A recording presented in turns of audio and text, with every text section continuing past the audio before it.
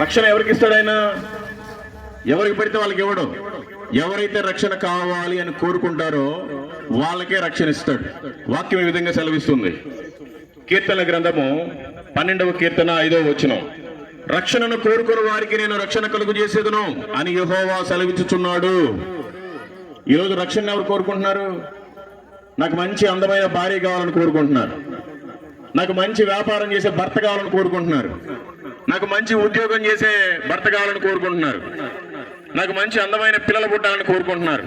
నాకు మంచి ఇల్లు కావాలి, కారు కావాలి, బండి కావాలి, పొలం కావాలి అని కోరుకుంటున్నారు. కానీ నాకు రక్షణ కావాలి అని కోరుకోవట్లా. అలా కోరుకోకపోతే మీ ప్రయాణం నరకమే. నరకం ఎవరి కోసం? వేరే వాళ్ళ కోసం తయారు చేయాల.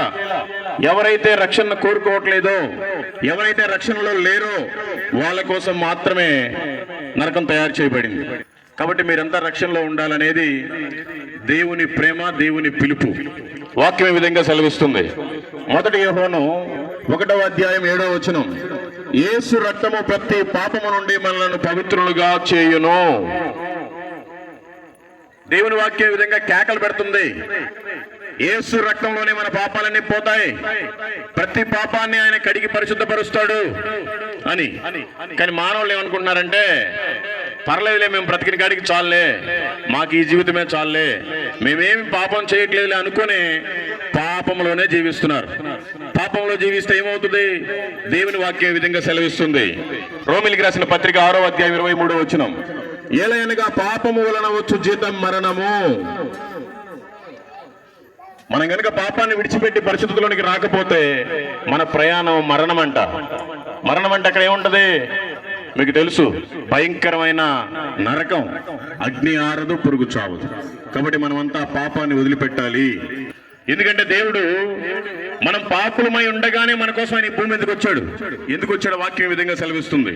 రోమిలికి రాసిన పత్రిక 5వ అధ్యాయము 8వ వచనం, అయితే దేవుడు మన ఎడల తన ప్రేమను వెల్లడిపరుచున్నాడు. ఎట్లనగా మనం ఇంకనూ పాపులమై ఉండగానే క్రీస్తు మన కొరకు చనిపోయెను. ఏమంటే ఎవరికైనా ఒక 2 లక్షలు అప్పు ఉంటే మళ్ళా ఇంకొక 1 లక్ష అప్పు కావాలంటే ఎవరైనా ఇస్తారా? ఎవరు? అయ్యో, ఎందుకంటే వాడు ఇవ్వలేడు, ఆల్రెడీ ఊరంతా అప్పులు చేసుకున్నాడు, వాడు ఏమైపోతే మనకెందుకు లేని మనుషులు ఏదో సర్దుకుంటారు. దేవుడంట మనం పాపులమై ఉండగానే ఆయనకి తెలుసు మనం పాపులమని, అయినా వచ్చి ఆయన ప్రాణం పెట్టాడు. ఎందుకు? మనమంతా పాపాన్ని వదిలిపెట్టి పరిశుద్ధతలోనికి రావటానికి.